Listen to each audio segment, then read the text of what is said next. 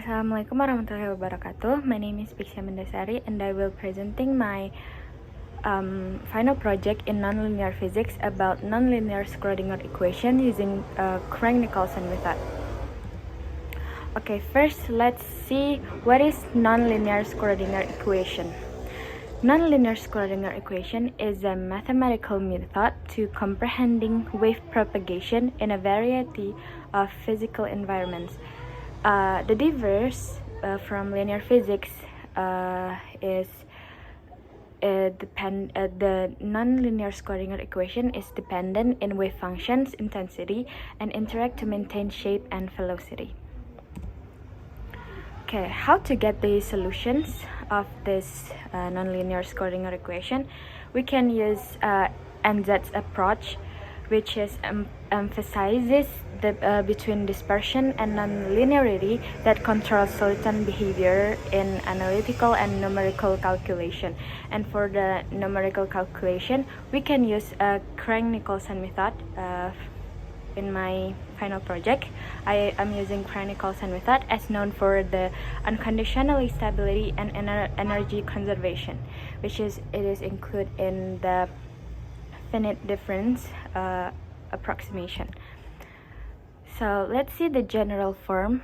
As you can see, the general form is the Schrödinger equation wave function, and the key characteristics SC is equal to a xt exponential I theta xt plus nt.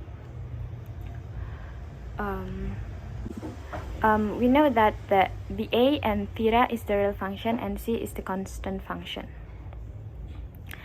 For the final form, we have c xt is equal to a second hyperbolic lambda x minus vt exponential I kx minus omega t. And for this final result, where lambda is square root of c over 2ja and k is equal to h bar v over 2j, and for the omega is equal to h bar v square over 2j minus n, and for the a square is equal to 2 over c times n h bar minus h bar square v square over 4j. For the final result in analytical calculation, we have the first graph is the maximum soliton intensity, and the second graph is soliton through different conditions.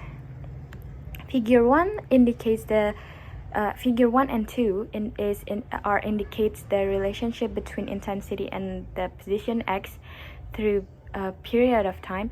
But in Figure 1, it shows that when x is equal to 0, the graph reaches the maximum value, which is 1.0, while the rest almost constant at 0 intensity without normalize the function.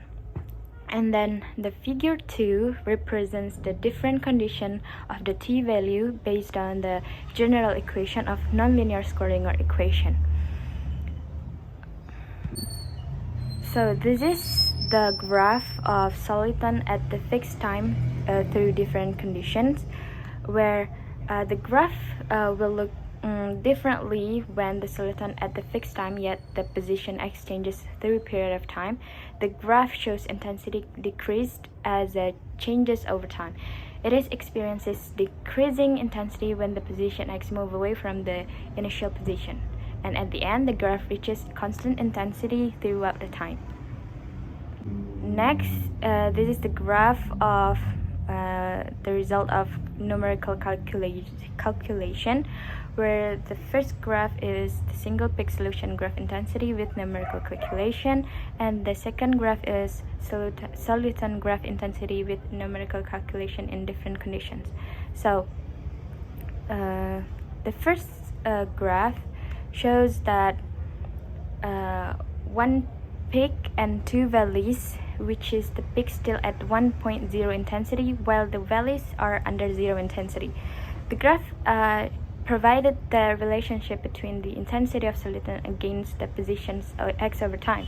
The initial peak shows the characteristic of the soliton in the blue line, and the rest shows the relationship between intensity against positions x throughout time in different conditions. The maximum intensity dropped down as the minimum intensity decreased as the position moved away from the initial position. The second figure shows the method we use has capability to figure out where highly nonlinear problem is applicable and shows how the initial peak undergo the evolution of involvement. It shows that the balance between dispersive and nonlinear effects that causes the observed behavior. The soliton tends to spread due to dispersion, but nonlinearity counteracts this effect and causes a stable soliton to form. At the end, the summary of this non-linear Schrödinger equation using Crank-Nicolson method, the partial differential equation or PDEs can be solved with the Crank-Nicolson method, as we know that Crank-Nicolson method is included in the finite difference approximation. Its applicability and efficacy in various of nonlinearity conditions. Nonlinear terms in the equation have the potential to exacerbate the Crank-Nicolson iterative solution process, and although robust and widely applicable, Crank-Nicolson method might not always be the best option for highly nonlinear problems, such as same types of the analysis. Okay, that's all from me. Thank you, and Assalamualaikum warahmatullahi wabarakatuh.